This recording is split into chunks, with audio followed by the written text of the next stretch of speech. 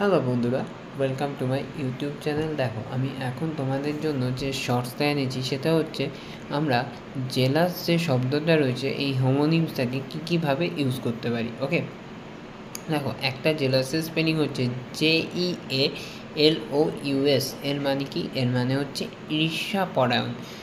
ঈর্ষাপরায়ণ মানে কি? কারোর প্রতি জেলাস ফিল করা, সেটাকেই বলছে ঈর্ষাপরায়ণ। ঠিক আছে, বাংলায় বললে। আর ZEALUS মানে হচ্ছে যে যখন তুমি কোনো কিছুতে উৎসাহী হচ্ছ তখন সেটা হচ্ছে জেলাস। ওকে, ZEALOUS।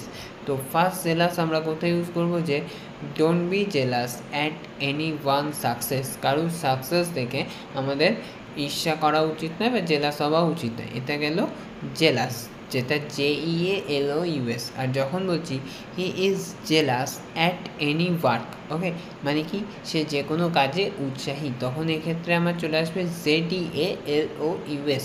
এতেই ছিল আজকের শর্ট ট্রিক্স, যে আমরা জেলাস যে শব্দটা রয়েছে সেটাকে কোথায় কীভাবে ইউজ করতে পারি। ওকে, তো এরকম আরও শর্ট ট্রিক্স পেতে তোমরা এই চ্যানেলটাকে সাবস্ক্রাইব করো এবং ভিডিওটাতে লাইক করো। আজকের মতো অবধি, টাটা।